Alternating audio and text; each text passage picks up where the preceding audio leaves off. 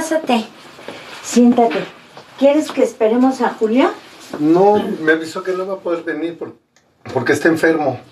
Pero me gustaría que me contaras la historia del Callejón del Muerto, la parte que nos había faltado.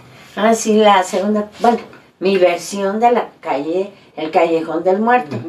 Bien, mi leyenda empieza así. Esto más o menos ocurrió a finales del siglo XVIII. En la parte oriente de lo que es ahora el Palacio de Gobierno, ahí había un callejoncito muy pequeño, que ahora está muy pequeño y nada más es lo ancho del Palacio de Gobierno, justo enfrente de la Plaza de los Mártires. Ahí en ese callejón, en la mera esquina del Lerdo, había una casa que posteriormente, después del hecho que te voy a contar, se le llamó como la Casa de las Ánimas. Bien, en esa casa muy peculiar vivía un matrimonio joven, don Carlos con su esposa doña Carmen. No se sabía mucho de ellos, eran muy reservados y lo poco que los vecinos conocían sobre ellos era que no se hablaban para nada, que durante las comidas guardaban silencio, que él siempre tenía una cara de molestia, ella una cara de tristeza, que la sirvienta solamente le escuchaba en su recámara todos los días llorando, abrazada a un cuadro de un niño, besaba el cuadro y en algunas ocasiones llegó a escuchar que ella le decía a su esposo que no fuera malo, que le regresara a su hijo, que le pidiera lo que quisiera, pero que le regresara a su hijo, cosa que don Carlos jamás contestaba y no la trataba, digamos, muy bien. Entonces una noche, ya como eso de la medianoche, estaban todos durmiendo cuando de repente se oyó un disparo. La criada, muy sobresaltada, salió al callejón donde ya habían unos cuantos vecinos y encontraron lo que es el velador, el que gritaba antes en las calles, las 11 y todo sereno. Él fue uno de los primeros en llegar. ¿Y qué encontraron ahí? El cadáver de un hombre con un disparo en la sien. Pues todos estaban ahí muy aterrados, ¿no? Porque siendo Toluca en ese tiempo una ciudad demasiado pequeña, pues era muy difícil que ocurrieran ese tipo de asesinatos. La criada, pues al sentir miedo, se regresa a la casa y va a ver a la señora, a doña Carmen, para ver si ella no se había espantado por el disparo. Y cuando entra ella, ¡no! ¡No puede ser! ¡No puede ser! Vio a la señora toda ensangrentada. Tenía un golpe muy fuerte en el cráneo. Su cara deshecha y estaba mutilada. Tenían en la pared tenían dos sables, así como en un escudo, me imagino. Un escudo, ándale, un escudo, y uno de los sables no estaba y con eso la habían pues asesinado, ¿no? La sirvienta está grite y grite, que entonces los de la calle pues se meten a la casa y ven la escena todos horrorizados. ¿Y quién es el primer sospechoso? El marido, don Carlos. Por más que lo buscan en toda la casa, no lo encuentran. Y ven que se encuentra la puerta de la parte de atrás, de que está abierta y que tenían una bardita muy chiquita y lo más seguro es que de ahí él se escapara y se fuera. Bien. Ya lo buscan, llegó posteriormente a la policía, lo toman a él como pues el principal sospechoso, que después se comprobó y se supo por qué los dos los habían matado el mismo día, casi a la misma hora, porque en el cuerpo de la persona que habían encontrado ahí en el callejón del hombre, le encontraron una carta. que esta carta la había escrito doña Carmen, dirigida a él y que decía: señor Fernando de Santillana, por medio de la presente me dirijo a usted, hermano, para solicitarle que venga a visitarme esta noche, porque quiero pedirle unos consejos.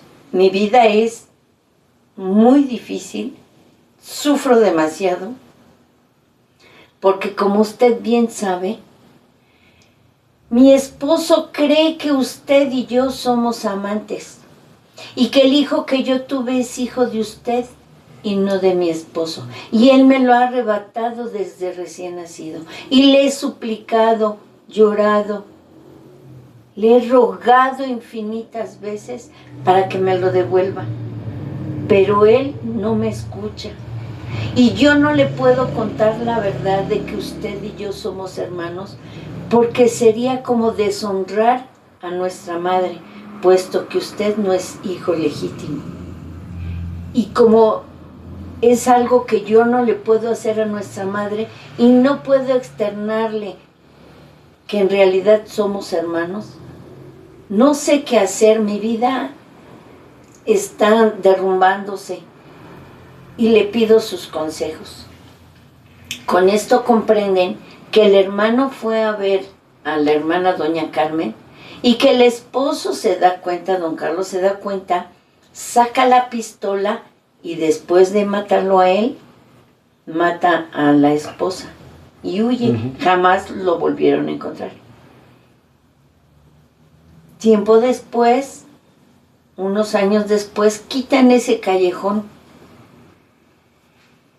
Al ocurrir estos hechos, esta casa fue abandonada y le llamaron la Casa de las Ánimas, porque seguido escuchaban ruidos como un disparo, como gritos, sollozos.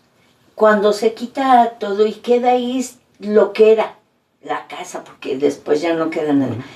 Esta parte, digamos, el espacio físico, se siguió escuchando todo eso. La gente que pasaba escuchaba los gritos de desesperación de la esposa pidiendo al hijo, los gritos de la criada, el disparo, y poco a poco, conforme dejó de ser un callejón, la gente que pasaba en las noches veía a un hombre que venía caminando desde el inicio del callejón, poco a poco, y entonces la gente lo veía cuando empezaba la calle, de repente se desaparecía, y cuando estaban en la mera esquina, ¡paz!, ahí mismo se les presentaba. Aquí lo tenían enfrente. La gente pues les daba miedo, porque después de escuchar eso, de repente que se les apareciera el muerto del callejón, pues era pues muy impresionante. Y como estaba cerca, ahí en ese tiempo, el Panteón del Carmen, entonces veían como si saliera del callejón y se fuera al panteón, o viceversa, del panteón venía hacia el callejón, justo a donde estaba la casa de doña Carmen. Entonces la gente, algunos otros, veían que él venía, no se perdía como en otras ocasiones, y se perdía justo en ese lugar donde estaba la casa. A mucha gente ya le daba miedo. Ahora si caminamos ahí, pues no hay nada. Nada más lo que es el Palacio de Gobierno, que en ese tiempo eran casas, y de este lado está lo que es el jardín, que antes había sido, bueno, eres un estacionamiento. Sí. Pero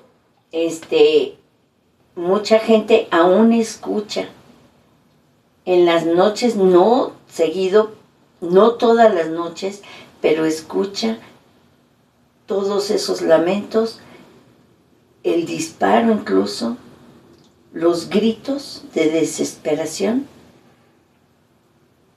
y pues omiten pasar por ahí. De por sí es muy solitario esa parte. Sí. Así es. ¿Ya viste la diferencia? Bueno, un poquito de diferencia entre la leyenda que nos contó Julio y esta leyenda. Sí, hay mucha diferencia, pero hay veces que con el tiempo las leyendas se van transformando. Pues sí. O se van perdiendo algunos detalles. Pero qué bueno que encontraste esta que está más completa. Sí, porque nos dice efectivamente lo que pasó, el por qué pasó y el por qué todavía esas almas no han encontrado la paz, porque en primera no les dieron oportunidad de decir que por el por qué ellos se reunían, de decir su verdad, y se quedaron con esa impresión. Sí. Pues sí. Bueno, pues esperemos que ahora que venga Julio traiga nuevas leyendas. Bueno, él lo prometió, primero que se componga y después Sí.